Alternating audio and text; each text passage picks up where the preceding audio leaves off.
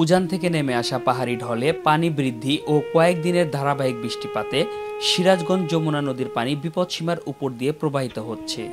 এর ফলে জেলার বিভিন্ন উপজেলায় অন্তত ৩৪টি ইউনিয়নে নিম্নাঞ্চল ও চরাঞ্চল প্লাবিত হয়েছে। পানিবন্দী হয়ে পড়েছে অর্ধলক্ষ মানুষ। লোকালয়ে পানি প্রবেশ করায় যাতায়াত ব্যবস্থা সহ সকল কার্যক্রমে স্থবিরতা দেখা দিয়েছে। অর্ধশতাধিক শিক্ষা প্রতিষ্ঠানে পানি প্রবেশ করায় পাঠদান ব্যাহত হচ্ছে। এছাড়াও জেলার প্রায় ৬,৫০০ হেক্টর জমির ফসল নিমজ্জিত হয়েছে। পানিবন্দী মানুষেরা বলছেন, বাড়ি রাস্তাঘাট সহ সব জায়গায় পানি আসার কারণে জীবনযাত্রায় চরম দুর্ভোগ নেমে এসেছে। আর এখন পর্যন্ত দুর্ভোগের খবর নিতে আসেনি জনপ্রতিনিধিরা। খাওয়া দাওয়া রান্না বাড়ি কষ্ট, তাহলে ল্যাট্রিন কষ্ট, চাঁদ বন্ধ রয়েছে ৪-৫ দিন হলো, আটা চড়া কষ্ট, হেসা মাসা যে লোকা পাইতেছে, মাসে পাড়ায় পাড়ায় ঘুরতেছে।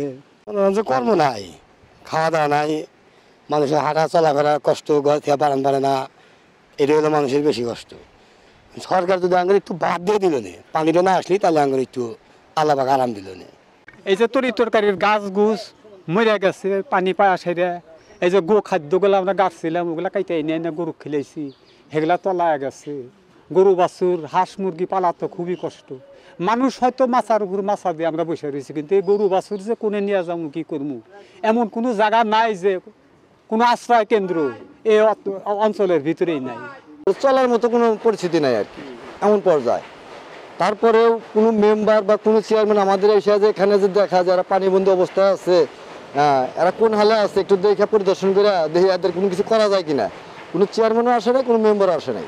বাংলাদেশের উজানে ভারতের অংশে ভারী বৃষ্টিপাতের সম্ভাবনা রয়েছে, সেই কারণে মাঝারি আকারের বন্যা হতে পারে। তবে ৮ তারিখের পর পানি ভাটির দিকে নেমে যাবে এবং বন্যা পরিস্থিতি নিয়ন্ত্রণে আসবে, এমনটাই বলছেন পানি উন্নয়ন বোর্ডের এই কর্মকর্তা। বাংলাদেশের উজানে ভারতের অংশে আমরা যতটা খবর পেয়েছি তাতে ভারী বৃষ্টিপাত রয়েছে এবং আমাদের কিন্তু মাঝারি থেকে ভারী বন্যা পরিস্থিতি তৈরি হতে পারে। তবে ৮ তারিখের পরে আমরা আশা করছি খুব দ্রুত পানি কিন্তু ভাটির দিকে নেমে যাবে এবং বন্যা পরিস্থিতির অগ্রগতি হবে। আর জেলা প্রশাসক বলছেন, ত্রাণ মন্ত্রণালয় থেকে পর্যাপ্ত বরাদ্দ রয়েছে, আর আশ্রয় কেন্দ্র ও মেডিকেল টিম প্রস্তুত করা হয়েছে বন্যা কবলিত মানুষের জন্য।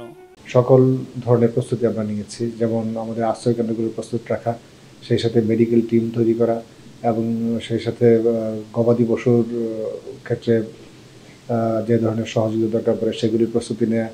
ত্রাণ কার্যক্রম পরিচালনা করার জন্য আমরা ইতিমধ্যেই দুর্যোগ ব্যবস্থাপনা ও ত্রাণ মন্ত্রণালয় থেকে ইতিমধ্যে বরাদ্দ আমরা পর্যাপ্ত পেয়েছি। ফলে আমাদের প্রস্তুতি আছে। আমরা আশা করছি যে যদি বন্যা হয় তাহলে আমরা এটা সফলতার সাথে মোকাবেলা করতে পারব। বন্যার কারণে নিম্নাঞ্চল এবং চরাঞ্চলের মানুষের দুর্ভোগ নেমে এসেছে। এই দুর্ভোগ থেকে বাঁচতে সরকারি সহযোগিতা চেয়েছেন বন্যা কবলিত মানুষেরা। হুমায়ুন কবির সোহেল, আনন্দ টিভি, সিরাজগঞ্জ।